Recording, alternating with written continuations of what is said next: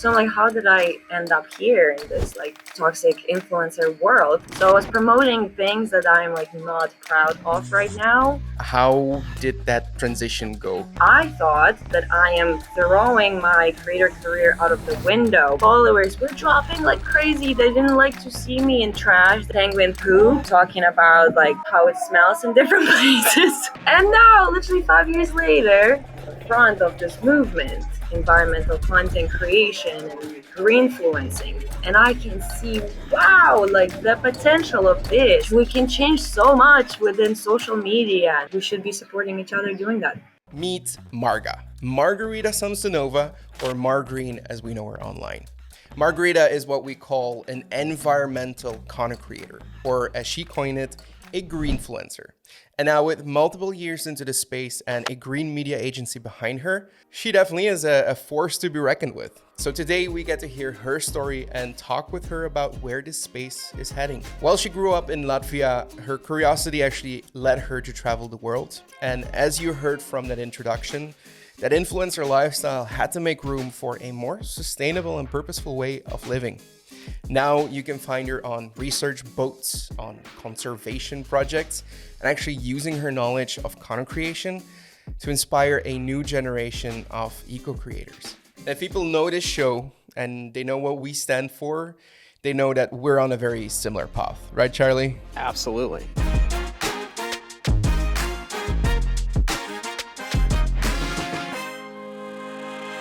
With this conversation, we'll also dive a little bit deeper into this topic of environmental content creation. To do that, I had a conversation with Marga while she was actually working on a bigger project, a documentary series in Kenya. So you're going to hear a lot of interesting noises in the background. I think like at a certain point there was a mosque, broadcasting prayer, a lot of things happening at the same time. She's moving a lot throughout the whole country, throughout the whole world, and we just had to make this happen. So let's dive in and let's learn why she left that influencer kind of life behind to now make the jump fully to eco-creator and greenfluencing. I was really into like wildlife adventuring with my parents and seeing wildlife, but obviously in Latvia, yeah, it's not that exciting. So always wanted to leave the country, explore, and I did that as soon as I could. I basically didn't even finish my high school. Like I started working right away. One of my first jobs was on the cruise ship, so I traveled to a lot of different places. Very exciting. One of the first destinations where we went was Alaska, and this is where I saw whales and dolphins for the first time in the wild. And I went on a research boat as just like part of the tour being there, and completely fell in love with the lifestyle that these people were living. They were living on the boat, traveling and studying whales, and they just seemed like the most happy and fulfilled people. And their life revolved around studying and helping these species, and they just seemed so passionate. And I was what is this conservation? I never heard of that like in my country, and that was when like 10, 12 years ago you couldn't even study anything related to like wildlife, or you could be a vet. So I got very interested in it. I started just doing my research about what can I do. I don't have any experience, I don't have any education, I really need to study for it. So I started volunteering. So this is how I started my journey. And before that, I was already creating content. I was already blogging, travel blogging, and really figuring out how to make a thing out of it. Yeah, about like 13 years ago, I hosted Drew Binsky in my house in Latvia. So, like, meeting all these people just gives you an inspiration that it is possible to become like a full time creator, creating content, and all of that glamorous and fancy life is just in front of you. And you go, you travel places, you stay for free, and then you get paid by brands, and you promote things, and you post photos about it. Wow, so amazing. So like these kind of two things were unfolding for me at the same time.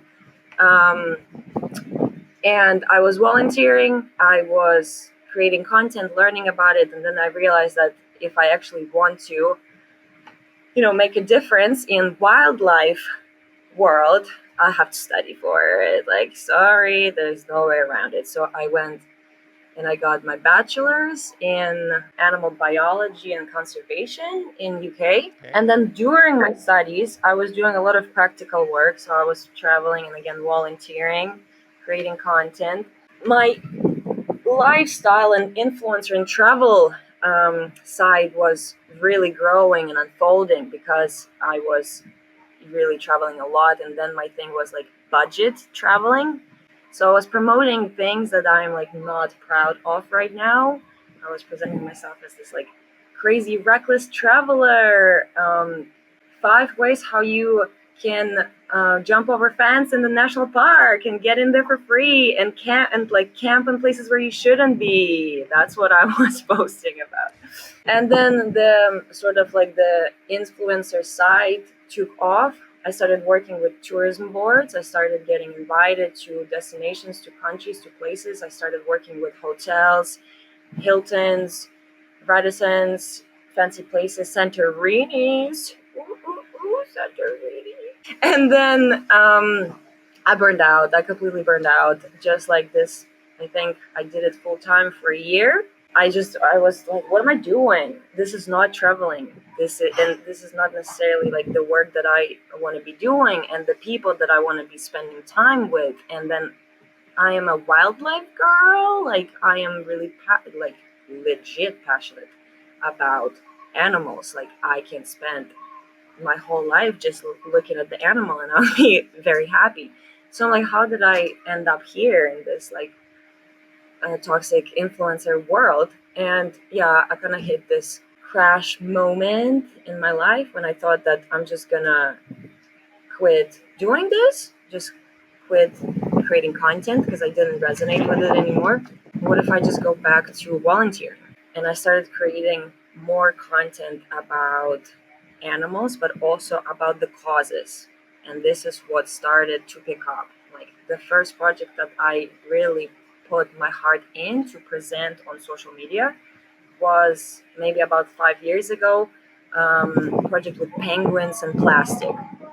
I collaborated with different artists in Cape Town, and we did some photo shoots about like plastic awareness and some videos about penguins ingesting plastic, it being it in their stomachs. There was like a lot of content that was shocking. So penguins, so cute. So that got a lot of attention, and I was like, wait a minute. So it is possible to combine, your passions together, and I can be not just like a travel blogger. I can be this what again? Like what is it?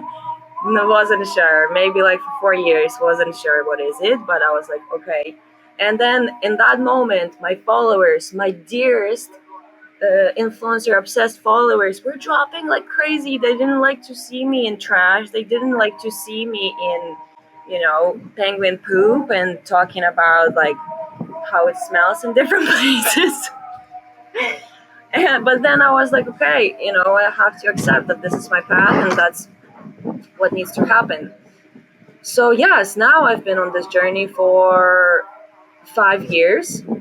And in that time, specifically focusing on environmental projects. Like at the beginning, I was losing followers and I really didn't see if what I was doing could actually be something, that other people, companies, and brands would recognize, and something that can be also sustainable and profitable for me. I thought that I am throwing my creator career out of the window by starting to post like plastic content.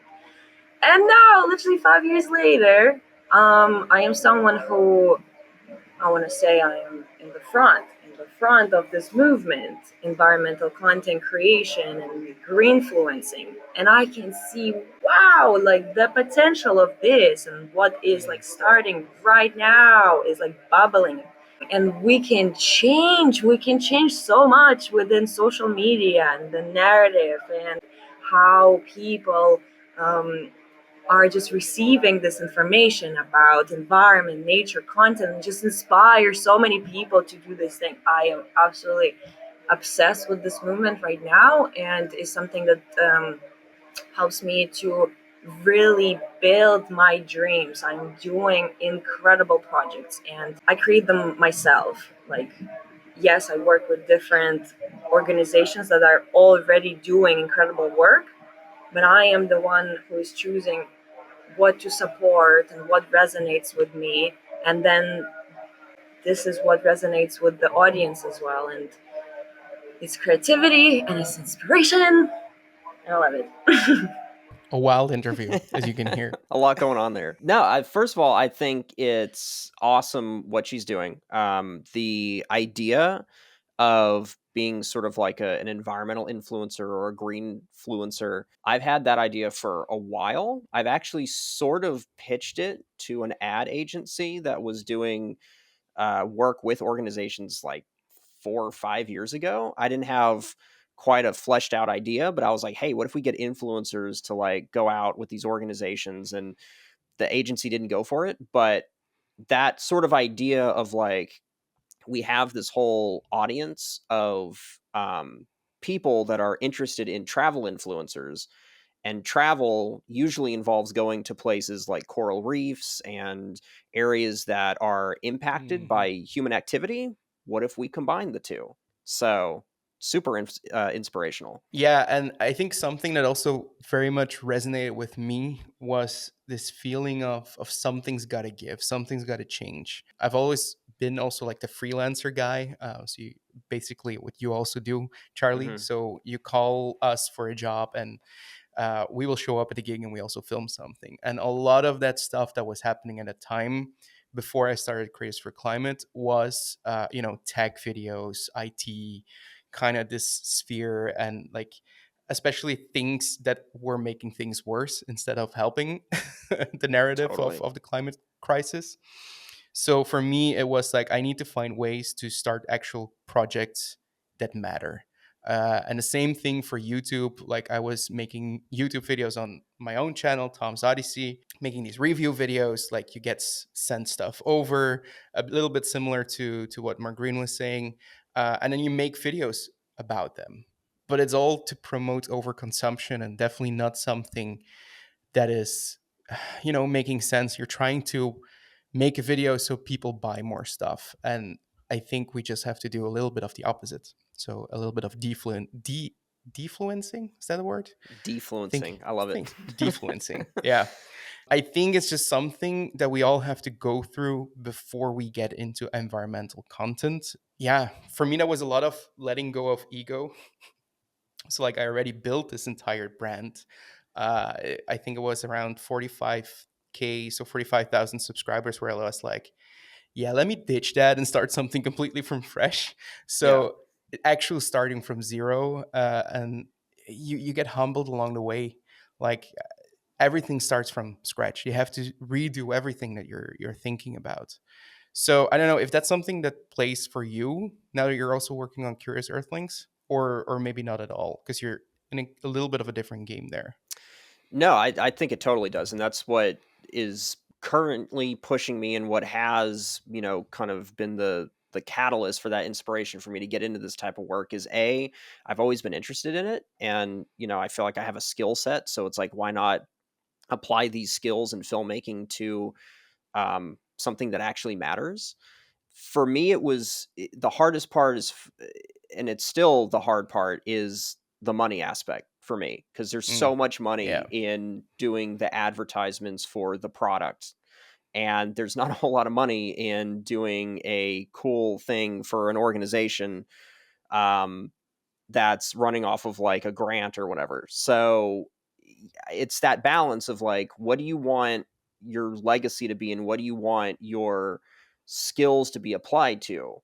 Like in 50 years, do I want to look back and be going, oh, I made a bunch of product commercials essentially and got paid for it, and now here we are? Or do you want to kind of leave the world better, in a better spot? So it's finding that balance. Well, let me already give you a little hint. We're going to talk about money. I think it's Perfect. definitely part of the equation. I'm Hmm. not saying like we have all the answers here. Maybe that should be like episode on itself, Mhm. but we're going to talk about it. The other part to this whole thing is, like you just said, is legacy, but we're doing it, we're making it happen. Is the purpose. Like, you cannot really, I don't think that you have a choice, if it chooses you. You just got to do it, and you can push it away, and you can say that you're not ready, and you can say that you're scared, but it's gonna hunt you down.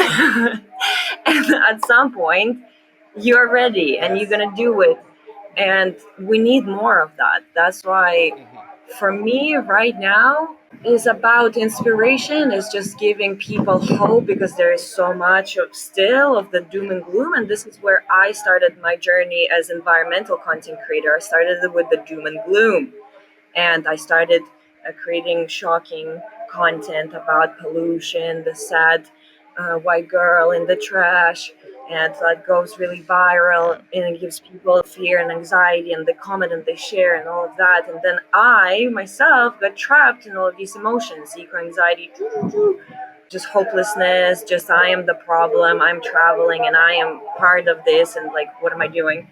So yeah, changing that narrative, just learning about solutions, going on this journey. We are solutionists, and this is how we present ourselves. And yes, there are problems, but we're not here for it. Yes, yeah, other people are tackling problems. We're here raising awareness about solutions, and we're gonna have all the conversations about solutions. And we're here for inspiration, for hope. We're here to uplift people, to give you this energy that you can do it. This is what we're here for. And it's very, very hard and tricky journey, because keeping this optimism and hopefulness when you are on the ground of environmental work, and you constantly hear the scientists, and our scientists are not the biggest optimists, because they have to be real. They have to be real, and we have to sit there and listen and be like, and still stay hopeful. Yeah. Something that I think is also really relevant to me is the idea that, like, you're not going to be ready, quote unquote, ready to start doing this type of stuff. You just have to start doing it. I tend to overthink stuff, and I think a lot of creators tend to overthink stuff, and they want it to be perfect. And oh, well, maybe like if I find the perfect project to kind of cover, or the perfect intro to sort of start transitioning my audience, away from what I'm doing into, we don't have time for that. I feel like it's ecosystems are collapsing. There's a climate crisis. Like, we need people to get involved. And if you have an interest in this and a passion for this, and you're even thinking about it, just start doing it. You can start small, and depending on how your business or audience functions, you can transition how you see fit. But I think waiting for the right time, we're already past that. I think the quicker we can get into it, and if you already enjoy that aspect of creating and you already want to start pursuing that, I say just start tomorrow. And this is also not us taking way too much time to launch the podcast and have these conversations. Tom, you don't have to. We just do as I say, not as I do. It's like, I think about every day. I wake up, I'm like, we have a planet to save, but I got to finish this corporate video. Yeah. I think it comes down to, like, something that we have to do as eco creators. It's to deal with that uncertainty, and also at the same time help create the hope that we want other people to have, so they can join this movement altogether. Yeah. No, that's the hardest part of doing this type of stuff, is trying to keep the context of what you're looking at. Is It's not isolated, but you're kind of seeing the worst of it. If you focus on stuff like deforestation or coral bleaching or whatever it is, you tend to get caught in this mindset of, oh my God, everything's, going to crap. The whole world is dying. And you lose track of all the places that corals are being saved or forests are being brought back.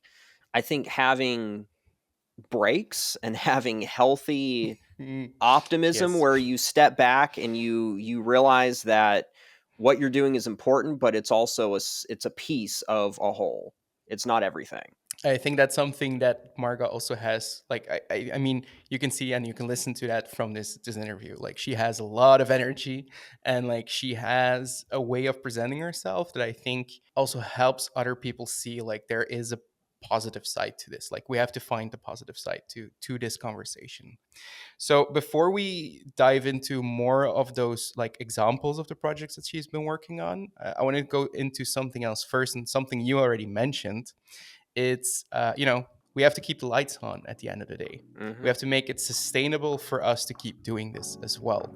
So how do we go from making a few videos on like eco topics in your bedroom or like in the down low to actually transitioning to bigger projects? For me, it's going places and talking to people and helping them share their stories, and also helping them with social media skills. So apart of just creating content, I also do like workshops and whatnot with founders of these environmental projects, and we sit down and we create like engaging content strategies so they can reach more views on social media. Because yeah, this is not something that people within these organizations focus on. They focus Hmm. on the work.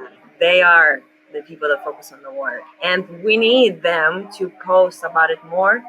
You know, we need them specifically to create this engaging content, not necessarily Yeah. everyone who's around. While you're doing this, hopefully at peace, you just attract people that are interested in your projects, right? And this is where collaboration starts, and everything starts with collaboration. And this is how I think we can avoid greenwashing.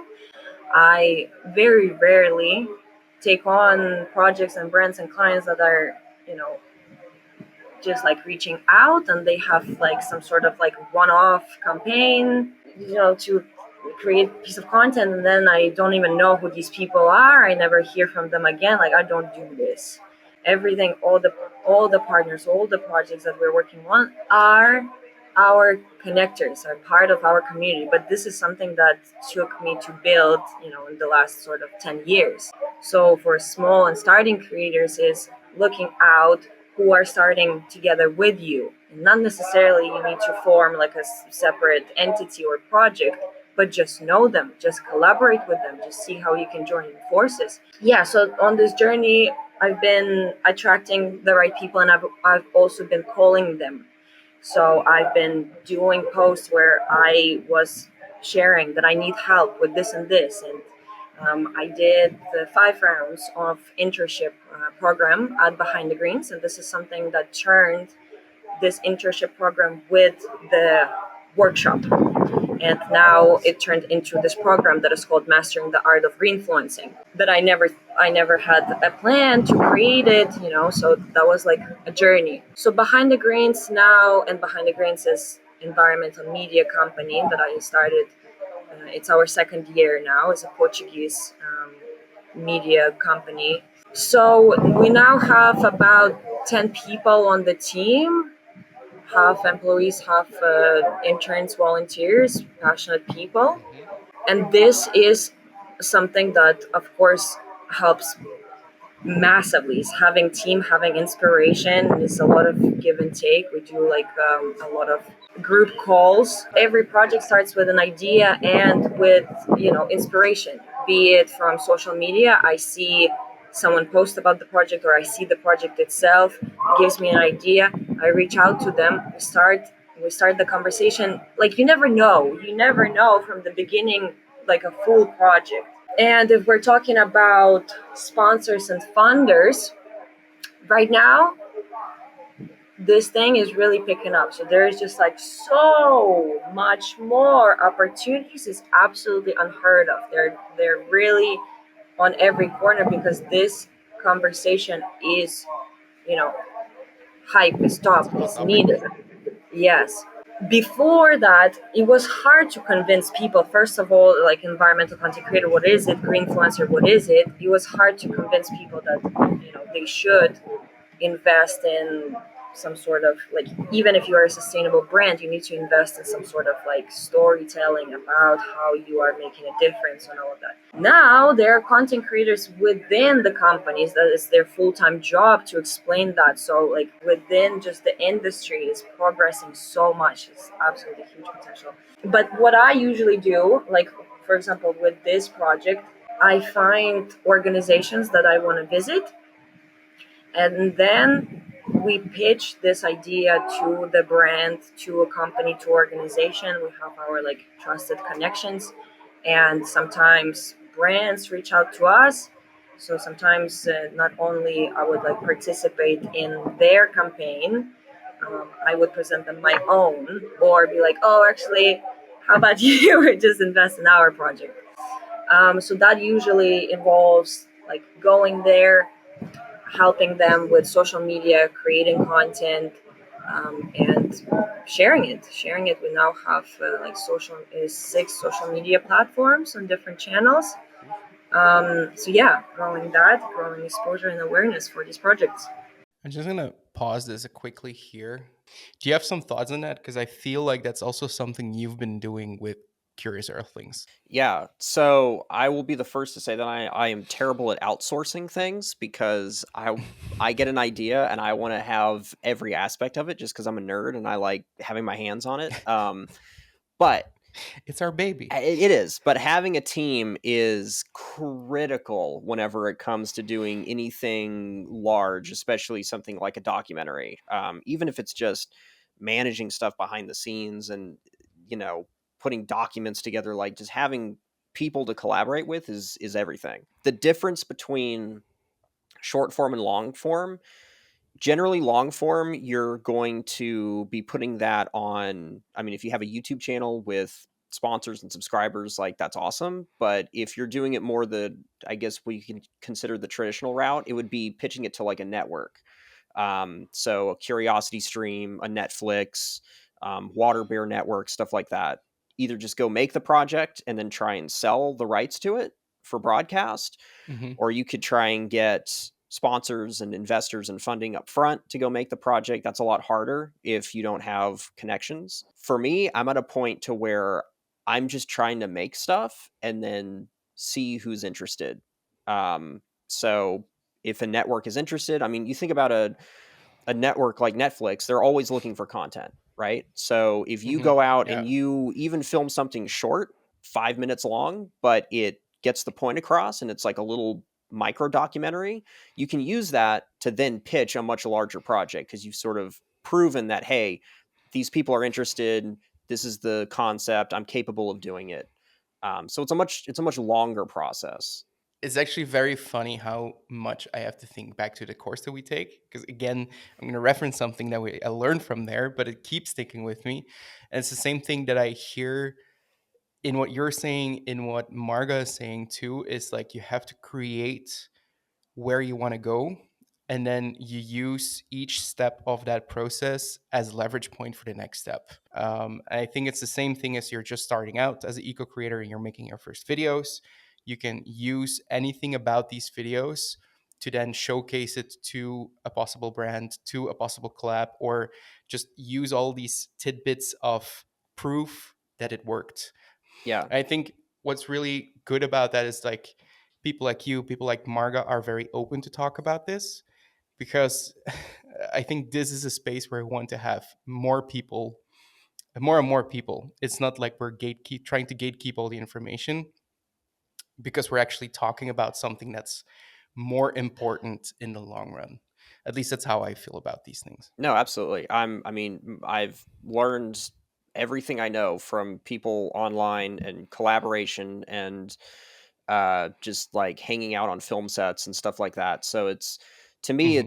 it's about the volume of people involved. It's not about trying to monetize the knowledge itself. I think knowing how to do it should just be open source, and it should be about trying to get people involved. So I'm totally about being an open book as far as that goes.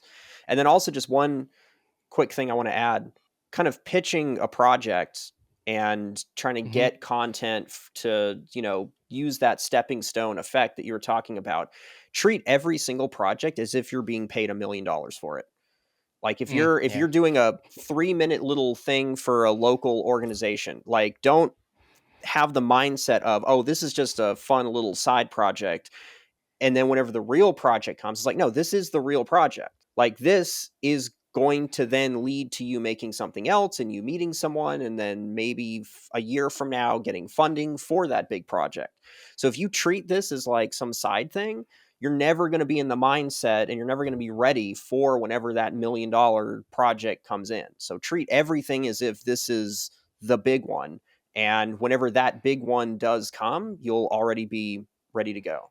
Create your own luck, as they Create your call own it. luck. Totally.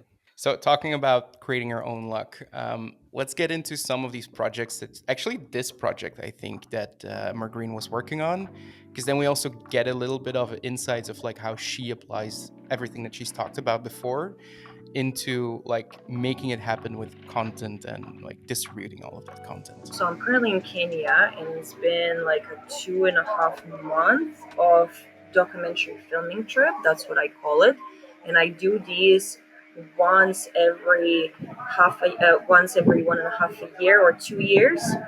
So the last one we went to Botswana, South Africa, and we filmed 4 documentaries about 4 different projects that I'm making a difference. And that was like longer YouTube videos, then that was for reels. We also created content for these organizations. We spent there around 2 weeks. And we had like a supporter.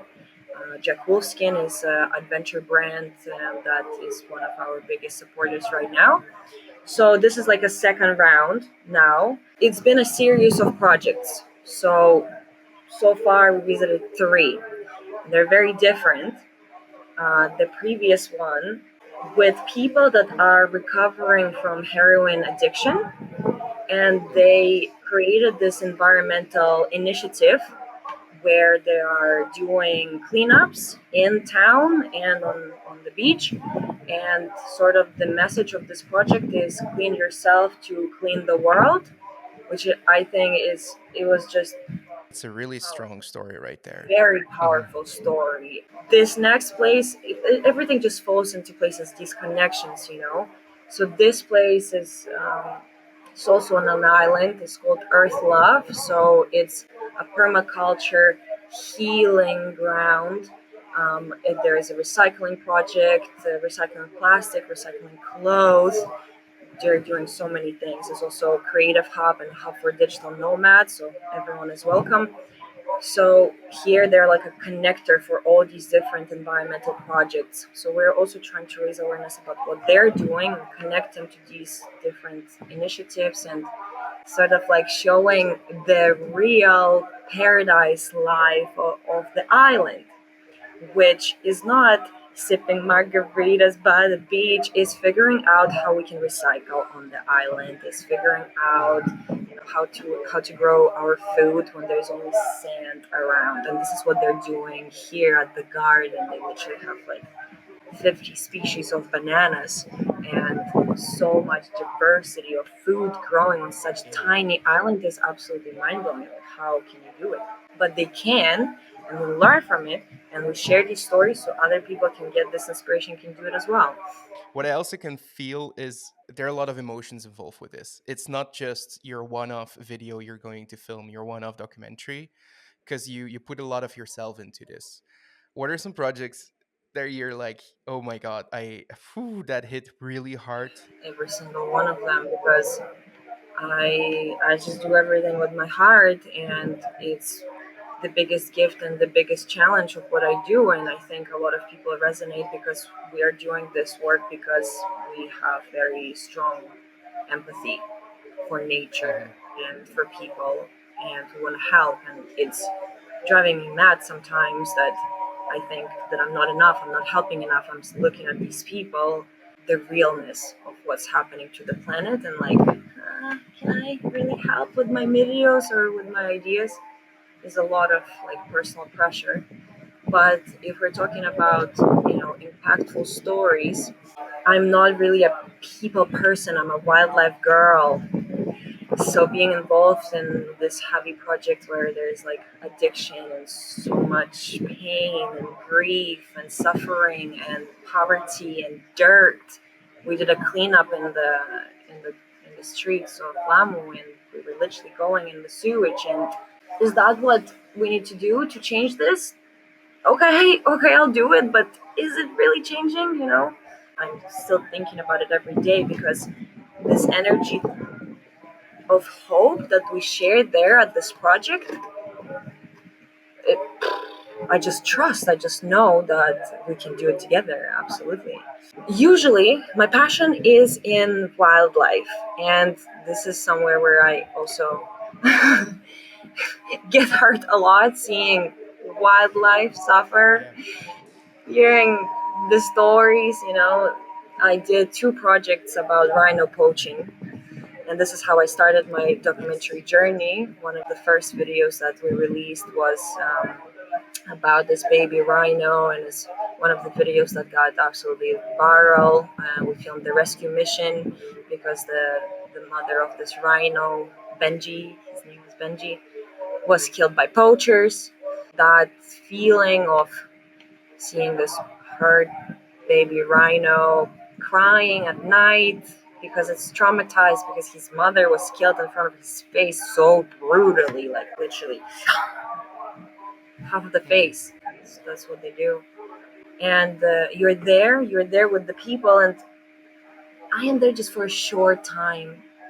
But these people, and this is what, you know, moves it in me, is that these people, they really dedicate their lives to this specific cause, to being there daily, to caring for this baby rhino, you know, every day. And I always thought that it's not me because I am just this traveler. I go from one place to another. I'm just here to like hear the story, create the story, and move on. But actually, I started to give myself more credit in recent years. I've been doing this for 15 years and I haven't given up, and I'm not planning to give up. I'm just getting started. That's a lot of emotions going on right there. Now we're starting to talk a little bit more about climate anxiety, eco anxiety, but I think it is important for people to realize like you can actually do something with those emotions as well. It's a driver, and it's a killer. These emotions, and for me, eco-anxiety is a lot about fear, right? Because anxiety is when you don't really know what the feelings are about. It's just like a blob of whatever. But once you start Mhm. breaking it down, it's not an anxiety anymore. It's like a specific feeling that then you can address and you can work with it and you can use it as a fuel, as a power. So for me, it's a lot of fear of, yeah, missing out on like beautiful nature, Not doing and enough. yeah, not having more time, yeah, that like to explore, to experience the beauty of the world. And that is absolutely scary, like, but is the fuel, is absolutely the fuel, like, it's exciting. This is the practice that I was doing today. It's like to look inside of your fear and pain, because it's right there. It's right there where this next level of creativity or inspiration or this boost that you need, because we go out looking for it somewhere else, and especially like travelers. Oh, here it's like getting a Mhm. little itchy and comfortable. I'm going somewhere else. But actually, what you need is right there beyond the fear and pain. It's the greatest teachers for me, for sure. It's hard work. That's why a lot of people live with that fear and this anxiety, because we don't do the work. But if we do the work, we give it like 1 2 days and we really go into it, then you free, and you can do it. Feeling the feelings. Do you feel your feelings? Yeah. Oh yeah. Well, especially the past year has also been like a lot of, for me personally, of figuring out where my place is in this whole system, and Mm-hmm. you can be like 99% there, but unless you fully commit to it and you dare to look really really really within, you're not going to make that change. And I think it took a lot of emotions to get to get through it. And how do you feel now? It's like a calmness, and like you're like, why did I care so much about resisting to that instead of just Mm, letting it mm. in, and just getting it over with and just let it run through me. And then afterwards, everything makes so much more sense. And it's like you hear people say this, and for a lot of people, especially in your when you're in a science side of things, everything sounds fluffy when people talk about healing and stuff like that. But then you go through it and you understand it. But it's so Yeah, difficult to explain that to somebody who doesn't want to take that jump. this is it's been my journey for the last 2 years, like with therapy and all of that. And I really believe that if we are striving towards being a leader, equal leader, so if we really want to be that, we have to do this hard work, and that involves shadow work and feelings and all that shit. It's not what we signed up for when we did climate stuff. Charlie, Yeah, that's. I mean, that's. did you feel your feelings? I felt my feelings. I'm feeling them right now. I feel like the aspect of healing, not just as individuals, but also as communities, is a really, really important Mm, and often overlooked point and aspect of the climate crisis. Because you think about as things get worse, people are going to be displaced and people are their lives are going to be disrupted. Having community and having that sort of leadership within those communities is going to be critical for building a better future. And I think it's easy to look at the tech side of things and the innovation side of things and be like, oh, well, we're going to have AI and electric cars and all this stuff. And it's hmm like, what is the point of all that if we're a fractured society and people are stressed and people are dealing with, these day-to-day stressors and they don't have anything to fall back on. And so I think the more we can start sort of integrating that idea of healing and community and having people in our lives that we can look up to that are in that space and looking for those solutions, then we're setting ourselves up for a much better outcome whenever things do start getting real. it's using the fire to then build something bigger afterwards, right? Totally. I just have one question for this. I have to push through here because we shared a lot and we talked about it. Hmm. What did you struggle with the most? Um, that's a good question. I think for me, it's the denial that anything's wrong. I think especially in the US, it's easy to just sort of pretend like everything's fine because Mm-hmm. and I think a lot of it has to do with where I'm at as far as Texas goes, and like we have a fairly stable climate and the US is, super rich With country a and second 100-year storm in a row. right, right. But and you see stuff like that, but it's like even that you'll have a massive storm that does a lot of damage, but then a year later everything's like rebuilt and it's like goes everything goes back to normal. So I think to me the biggest realization is sort of the thing that I'm still sort of working through is like there's billions of people all over the planet that are being directly impacted by climate change today, and Mm-hmm. it's such a privileged, like silly viewpoint to be like, oh well, I'll just sort of do this on my own time and I'll like to procrastinate and think it isn't really that bad, and like having those sorts of thoughts and like I said, just that denial I think is the biggest hurdle I have. And I think that's purely environmental. I think if I was born or lived or was situated in a different part of the world, I would have a totally different Mm-hmm. mindset. Yeah, that's something we'll talk about in our next conversation, in our next episode. The more that we shed light on those communities, the more that we bring those stories, the more the realization also starts happening in other people that are not like we put ourselves out there because we know about these things. We don't like we put it close to ourselves. Other people don't do that necessarily. So if we can bring it to them, hopefully that will also help change their mind, or at least help them see that there's more to the story than what they tell themselves. But to do that, and that brings us to the next part, is we need to know how we get more creators to step inside of environmental content creation. because we need more stories to come.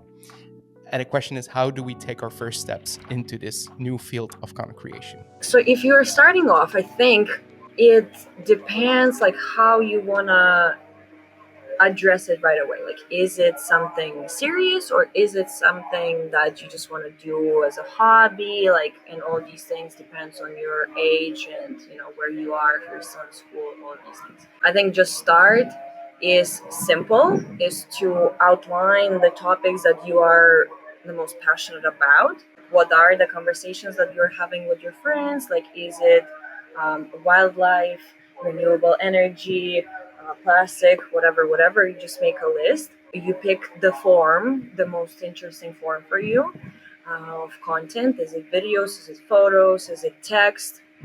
And basically start outlining into this direction. Then you pick a platform that resonates with you depending on this form of content. So there's so many right now, so many different ways how you can spread the word, and not necessarily through social media. It can also be if you're an illustrator creating a book, um, writing something, like writing proposals. There's so many different ways how you can do it, and you can still use social media to advertise your work, to share what you're doing and things like that. It's really about doing, but we can't do it alone.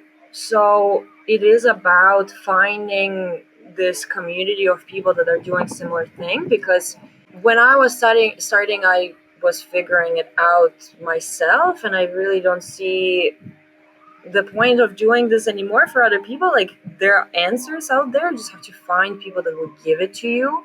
And building your portfolio, this is like the first tips that I give to people. And your portfolio not necessarily is like paid collabs or paid brand work. Is perhaps a video of about environmental organization that you visited or you're passionate about, and you use like a green screen and an explainer, and you did it, and here you go.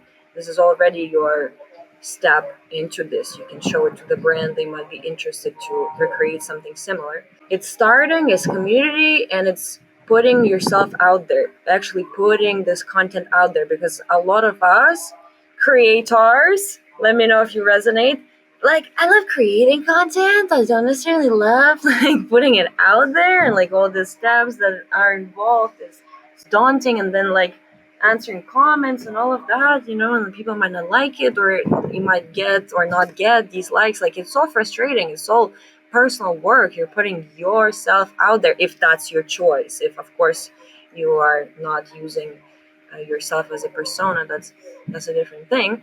But it's a lot of personal work. And in my group at Behind the Greens, I offer a lot of support to these young creators that are putting themselves out there, and they have a lot of struggles that, oh, I said something wrong, or I'm not good enough, or this is not good enough, or this could be better.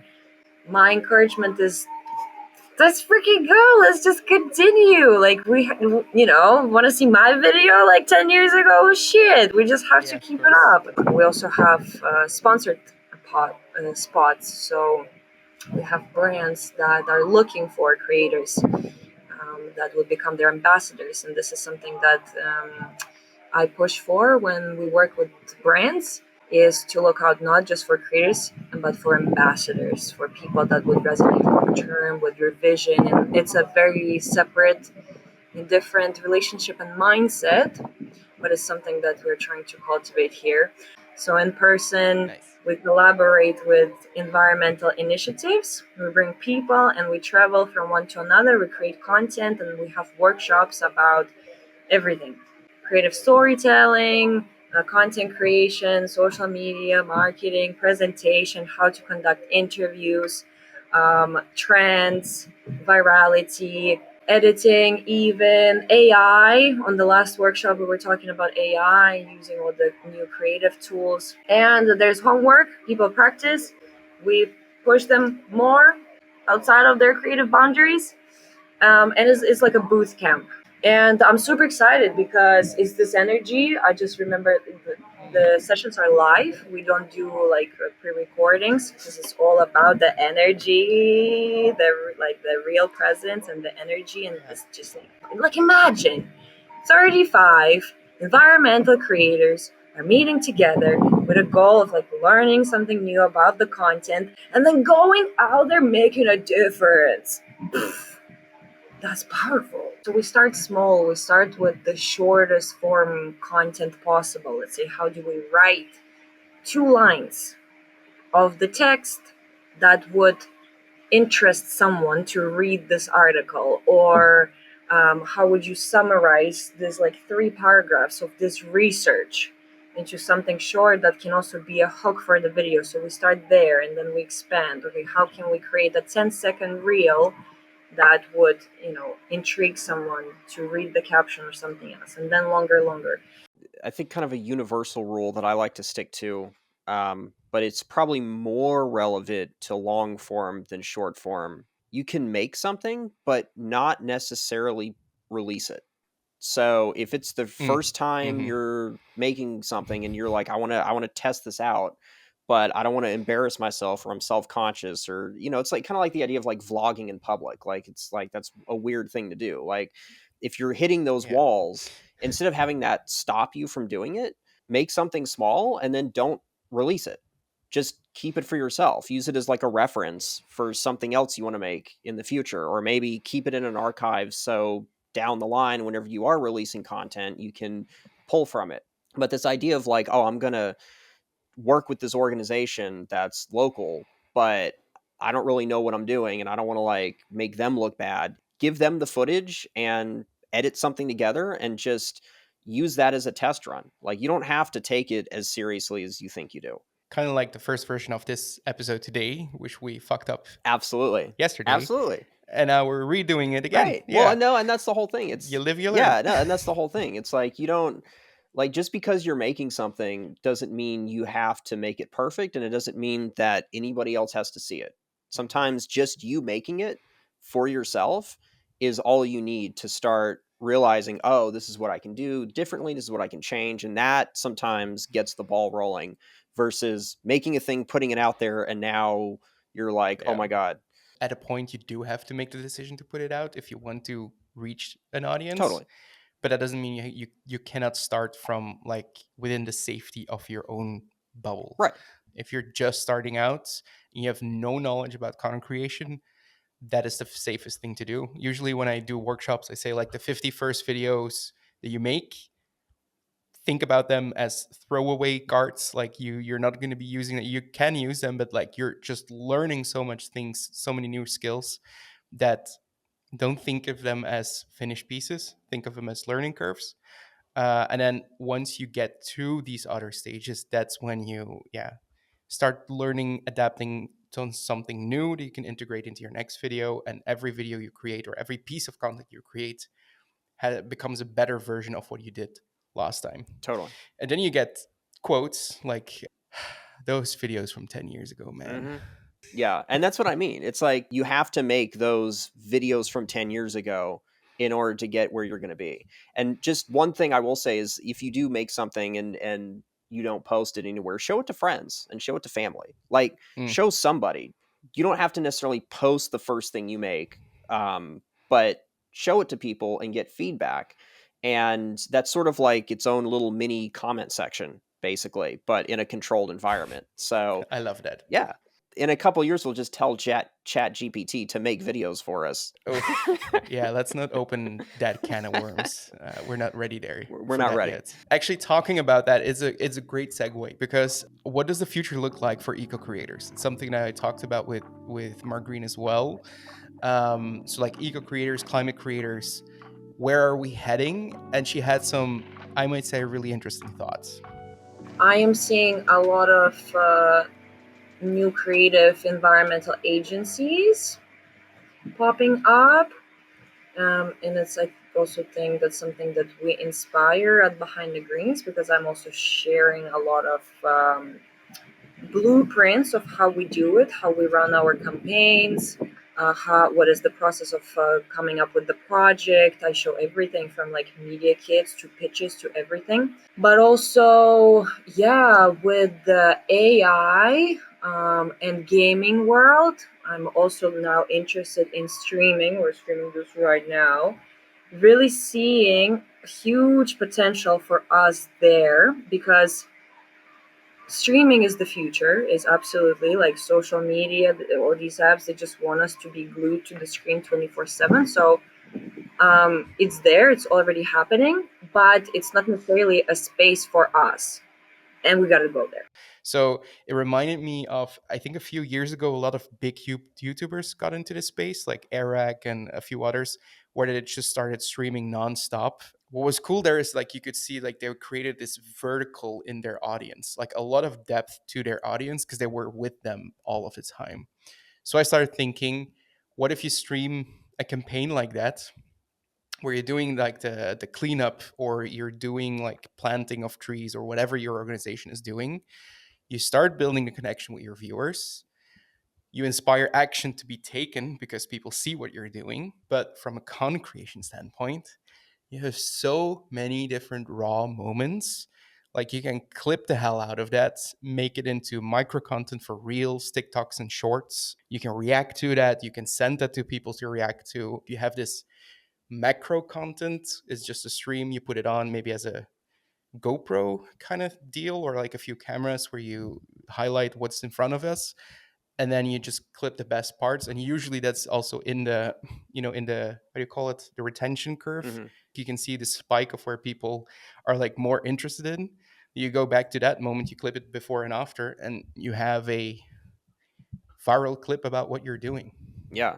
Yeah, I nerd out about these things. No, I think it's I get great. carried I away a think bit. I think from a creator standpoint, that's what we need to be thinking about is how do you integrate, new tools and sort of build audiences in different ways, because the landscape changes so quickly now, especially with Hmm. AI, especially with how fast social media platforms take over. I mean, TikTok took over in like a matter of years. It seems like it just came out of nowhere.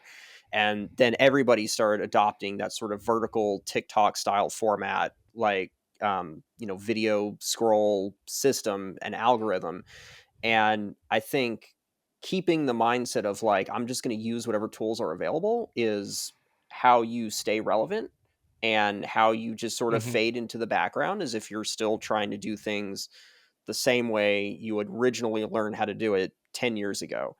Not saying there's anything wrong with that. I think there's always a place for storytelling and documentaries and short films and stuff like that. But having layers to it, so layers of Yeah. storytelling, maybe having a documentary you're working on that's going to be pitched to a network or is going to go on your YouTube channel or whatever, but then having the micro content around it and having the behind the scenes and having the streaming of you actually filming it or doing a campaign, having those layers, I think, is how you really build depth, and you reach a lot more people. We can't deny all these things. Like, we can't just say, oh, like AI is doing bad, the VR set is like really bad, reality is what we need. Like, we can work together with it. And I work with a few agencies, companies that are trying to change the gaming world as well, like, and bring conservation and environmental projects into the games. And I absolutely love that. Hmm. Through the game, where you can learn, the latest project that they did,